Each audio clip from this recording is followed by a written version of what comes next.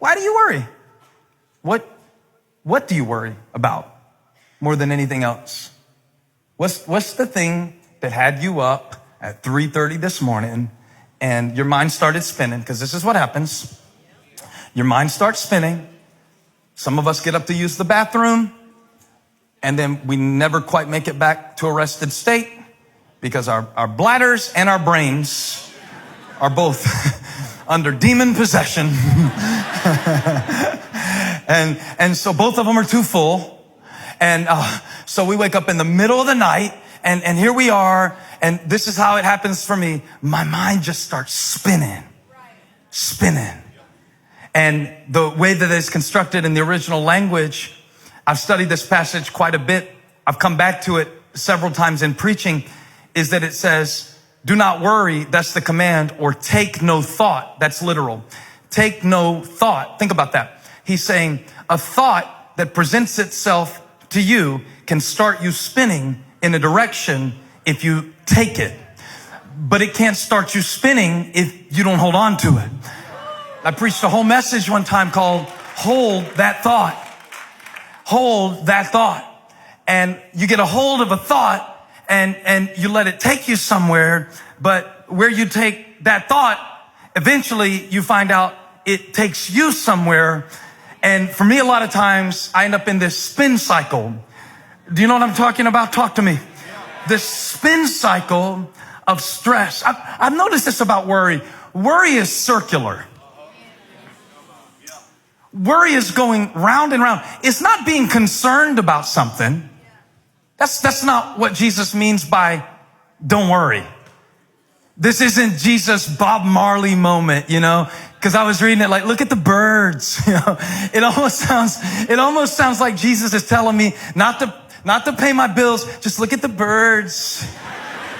Look at the birds and the flowers. Isn't it beautiful? Isn't God good? Isn't he just the best? Don't you just love Jesus and his muchness? So it's not what he's saying. You want me to be like a bird, Lord?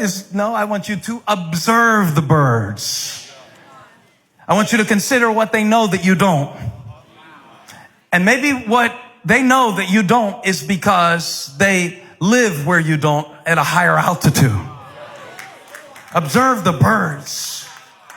If I could title this message something other than reverse your worry, I'd call it look up.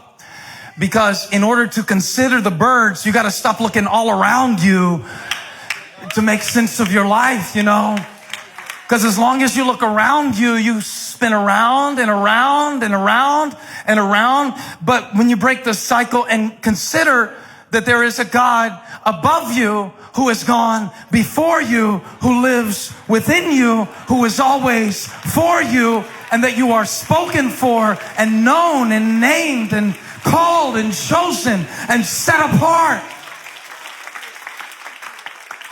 You see your life at a different level. Can I preach a little bit? Because I've been doing this a lot. It's funny that I just finished a whole series about anxiety called Triggered.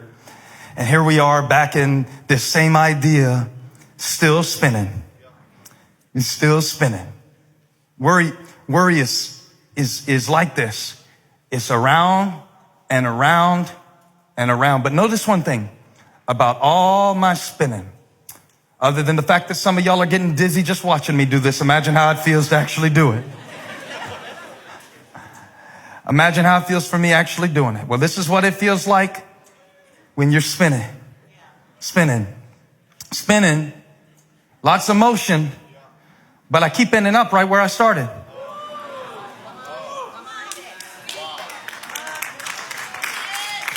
I'm right back here, only now I can't see straight.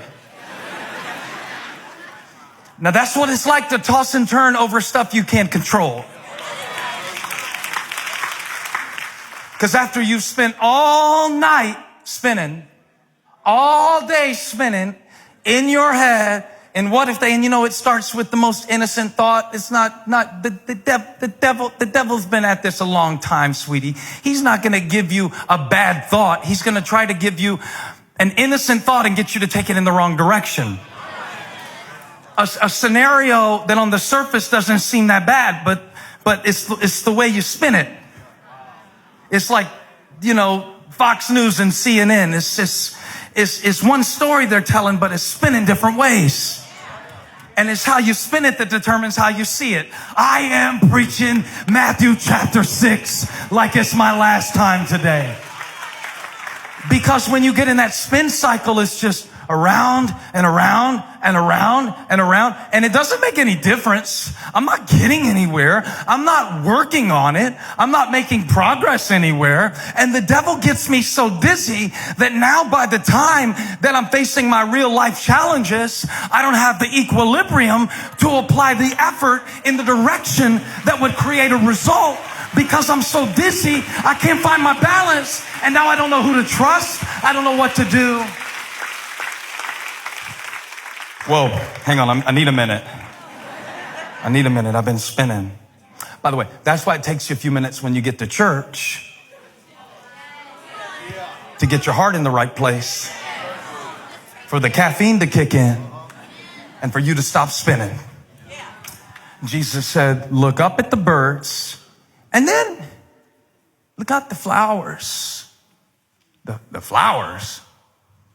So you want me to look up? You want me to look down? I want you to look both. And notice something that the flowers don't do that your mind has been doing lately. He said, when you look at the flowers, notice how they do not labor or, give me the verse, please, 28.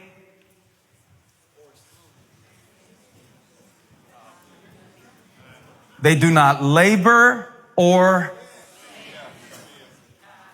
and yet, your Father, they don't spin. They don't sow. The birds don't store away. The flowers don't spin. Yet look how God does that on that level. And if he made you in his image, what makes you think that you have to spin out in these cycles? These tormenting cycles, these confusing cycles where you start thinking, oh my God, my kid needs braces, and it's the littlest things, isn't it? It's the littlest things that get you spinning. Your kid's only 2 years old, but my kid's gonna need braces because the first tooth grew in kind of crooked, and now you're looking at one crooked tooth, and your 2-year-old's got one little crooked tooth growing in. Oh my God, they're gonna need braces, and braces with inflation is gonna cost $473,000, and I won't have any money to send them in college, so they're only gonna have to resort to gang violence, and then my child's gonna wind up in prison, and I'm gonna visit now you're in prison, your kid is 2.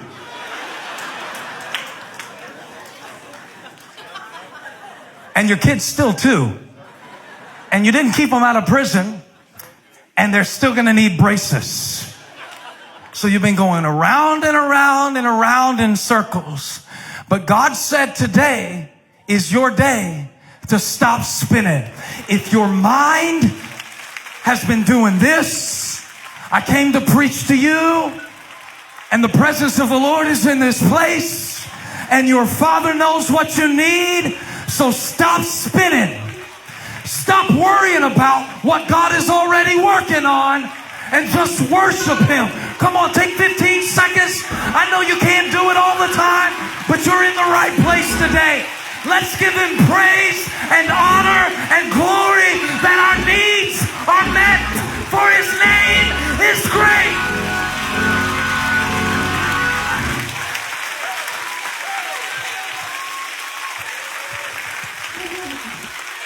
That's all worship is,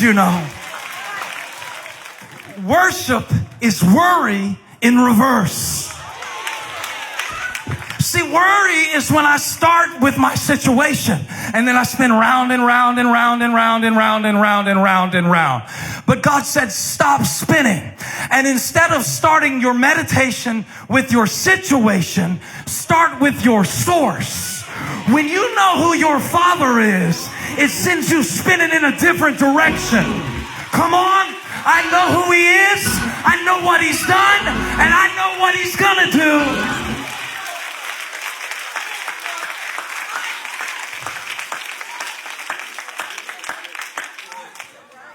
Stop spinning.